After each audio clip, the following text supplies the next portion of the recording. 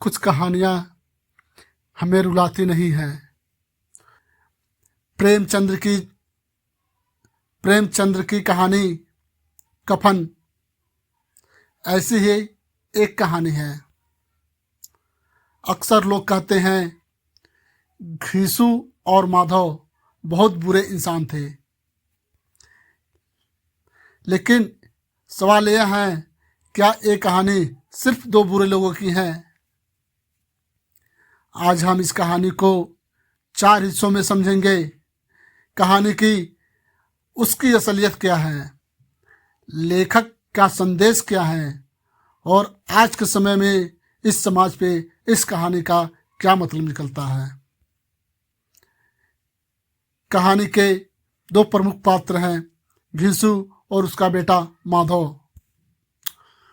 दोनों बहुत ही गरीब हैं, काम करने से बचते हैं लेकिन भूखे नहीं मरते, क्योंकि गांव में उन्हें कहीं ना कहीं कभी ना कभी कुछ ना कुछ मिल ही जाता है।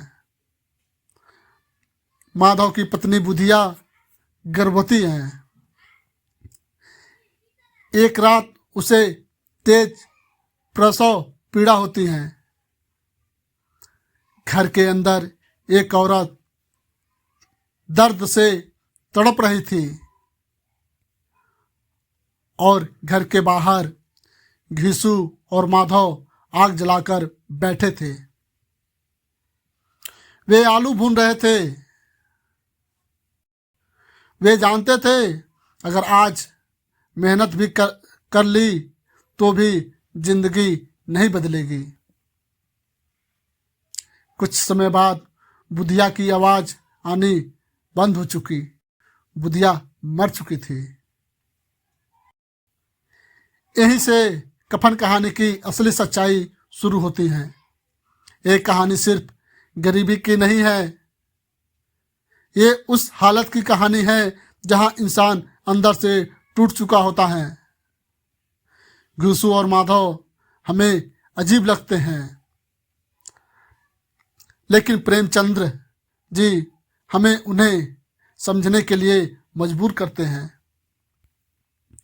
लगातार भूख, लगातार अपमान और लगातार बेबसी एक दिन इंसान की संवेदना मार देती हैं। गांव वालों को बुधिया की मौत का पता चलता है। सब कहते हैं कफन के लिए पैसा चाहिए। लोग चंदा इकट्ठा करते हैं और घीसू माधव को दे देते हैं। इतना पैसा उन्होंने जिंदगी में पहली बार देखा था। वे कफन खरीदने निकलते हैं, लेकिन रास्ते में रुक जाते हैं। वे खाते हैं और शराब पीते हैं और कहते हैं अब तो कफन लग ही जाएगा।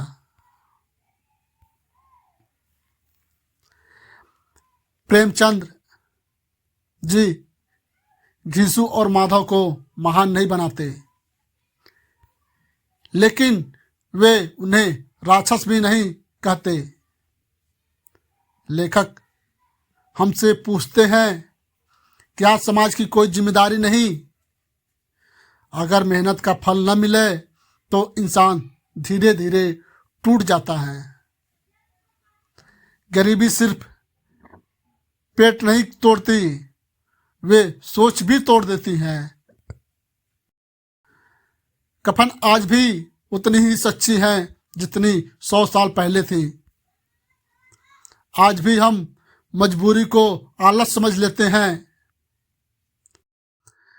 आज भी गरीब की मौत कुछ देर की खबर बनती है और फिर सब कुछ नॉर्मल सम्मान हो जाता है। कफन कहानी हमें किसी एक इंसान को दोषी नहीं ठहराती, ये हमें पूरे समाज को देखने पर मजबूर करती हैं। आपके हिसाब से इस कहानी की सबसे बड़ी सच्चाई क्या है? कमेंट में जरूर लिखिएगा। और आपको अगर हिंदी साहित्य आसान भाषा में पसंद है तो इस चैनल को सब्सक्राइब करिए। फिर मिलते हैं अगली वीडियो में एक नई कहानी के साथ। तब तक के लिए जय हिंद, जय भारत, वंदे मातरम।